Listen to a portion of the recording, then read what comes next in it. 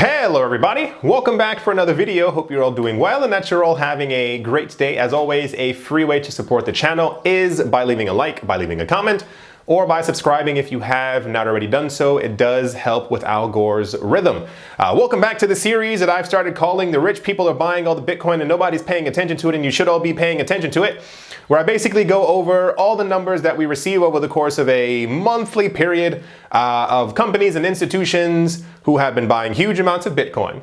So without further ado, let's jump right into it. On the 22nd, first of all, this is I think number 4 in this series, so there are other ones if you want to get the complete picture. Because they buy all the time and a lot of people don't pay attention to it, so I make sure that people pay attention to it by making these videos. On the 22nd of April, Morgan Stanley announced that they were creating a Bitcoin-only private fund that would be managed by New York DIG, I believe that's New York Digital Investment Group, and they held $29.4 million worth of Bitcoin. The entire conversation has been, are banks into crypto? Oh, yeah, every single bank is into Bitcoin in some sort of way. On the 28th of April, Japanese gaming giant Nexon published that they had purchased, there we go, $100 million worth of Bitcoin, adding 1,717 Bitcoin to their portfolio. On the 4th of May, Mogo, that is M-O-G-O, announced the purchase of $500,000 worth of Bitcoin, purchased at $33,000 per Bitcoin, and $500,000 worth of Ethereum. On the 5th of May, DCG, that is Digital Currency Group, announced a $500 million, so $500 million allocation into the Bitcoin Grayscale Trust, and that's a lot of Bitcoin.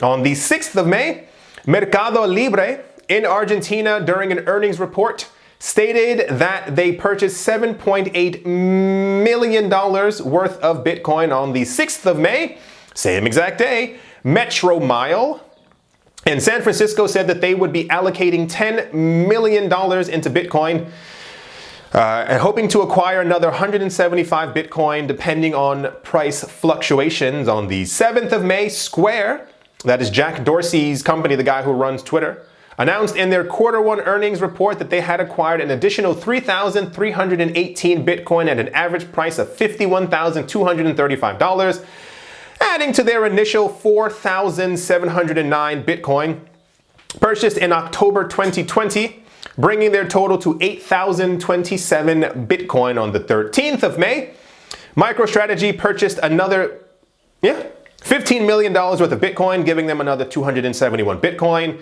On the 18th of May, so here's where things get a little bit rocky. A lot of companies have slowed down their announcements after the Elon Musk Twitter fiascos. You all know exactly what I'm talking about.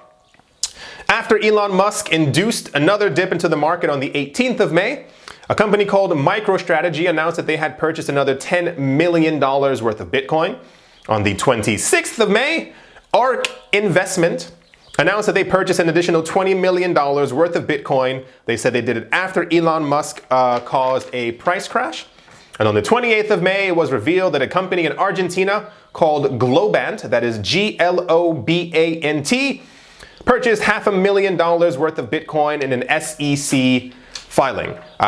Once again, these are the companies who have announced to us that they've been purchasing cryptocurrencies. A lot of people sometimes forget that every company who's purchasing and allocating money into Bitcoin is not explicitly required to announce that to everyone out there. This is also a very big thing to remember. A lot of people think that whenever us get news that someone is buying up Bitcoin, that is kind of all the purchases that are happening. We've had purchases, news a lot of time about purchases about governments as well. Don't forget that there are a lot of governments who are also buying up tons of cryptocurrencies. I've gone over that in many other videos. We also have the news probably happening right now that El Salvador is also going to legalize Bitcoin and make it legal tender. So we can only assume that that country is also buying up Bitcoin. We have many other countries. The point to be made is that behind the scenes, even as prices tend